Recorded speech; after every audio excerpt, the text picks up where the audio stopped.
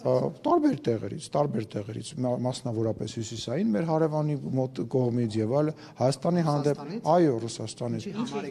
Հայաստանի հանդեպ տարվում է հիբրիդային պատերազմ, այդ հիբրիդային պատերազմը մեկ ակտիվանում է, երբ որ օրինակ ռուսական հեռուստաալիքներով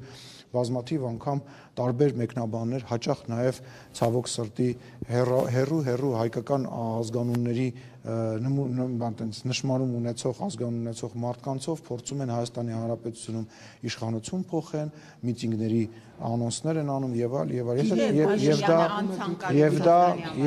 եւ դա ասեմ, ես զգուշացնեմ, տեղեկացնեմ, կհիշեք հետո խոսքերս, դա 2026 թվականին էլ ավելի ակտիվանալու, նույնիսկ չեմ վախենում այդ բանը բարձրաձայն ասելուց, դա հակառակ ազդեցություն է ունենալու եւ ձեր ասած ենթադրենք X քանակի վարկանիշը, որը որ ունի գործող իշխանությունը,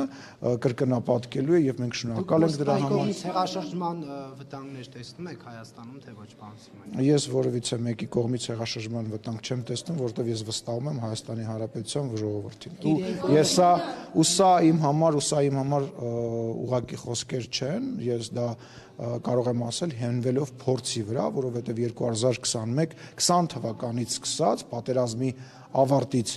ավարտի օրվանից սկսված եւ երևի պատերազմի օրվանից սկսված Հայաստանի Հանրապետությունում իշխանություն փոխելու նպատակը տարբեր բևեռներից եւ տարբեր կողմերից եղել է գեր եւ կարեւոր նպատակ։ Ինչու է Փաշինյանը անցանկալի Ռուսաստանի համար։ Ոսկով ասած, որ անցանկալի է։ Մեզ հակառակն են ասում։ Բա ինչ են ուզում իշխանապետը։ Ով է ասում։ Մեզ հակառակն են ասում։ Մեր գործընկերները, մեզ հակառակն են ասում։ Իսկ այդ Ռուսաստանից Ես չգիտեմ, ես պատասխանը չեմ տալիս։ Ես ասում եմ, մեզ հակառակն են ասում։ Եթե հակառակն Եվ են ասում իշխանապետության։ Դե որովհետև տեսեք, նախ եւ առաջ շատ վատ օրինակ է պոստսովետական տարածքում ընտրված իշխանություն ունենալու տարբերակը։ Նման նախադեպերը շատ քիչ են, հա, պոստսովետական տարածքում եւ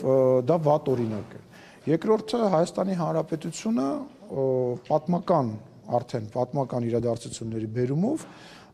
իր պետականության եւ իր անկախության աստիճանը բարձրացնելու ուղղությամբ հստակ քայլեր է անում եւ այդ բարձրացումը բնական է ոչ բոլորին է դուր գալիս, որտեղ Հայաստանը պետք է լինի միշտ կախված, ինչ որ կենտրոնից Հայաստանը պետք է միշտ ունենա մեծ եղբայր, որևիցե դեմքով Հայաստանը պետք է միշտ նայի, այդքան էլ ճիշտ։ Հայաստանը միշտ պետք է նայի եւ մտածի, որ եթե օրինակ այդ մեծ եղբայրը կամ այդ մեծ գերտերությունը չլինի, Հայաստանին կուտեն, կուլ կտան եւ Հայաստանը օտար է իր տարածաշրջանում եւ միայն իր գոյությամբ պարտական է այդ բանին։ Եվ այդ իրողությունը այսօր վերանում է, փառք Աստծո մեր ժողովուրդը ականջալուր է լինում այն ամենին, ինչ որ մենք բացաձայն ասում ենք եւ ինքն էլ մեզից լավ հաճախ գիտի դրա մասին եւ դա հաճելի տարբերակ չի, որովհետեւ կառավարելի չի այդքան Հայաստանը, ինչքան նախկինում էր։ Պետք է չէ որ Հայաստանը մակում տարբեր տեղերում քվեարկի այն ձևով որ ուզում են այս կամ այն պետությունները պաշտպանի շահեր, պաշտպանի պատերազմներ, պաշտպանի տարբեր իրականություններ, իսկ Հայաստանը ինքնուրույն է որոշում կայացնում, դա վատ է։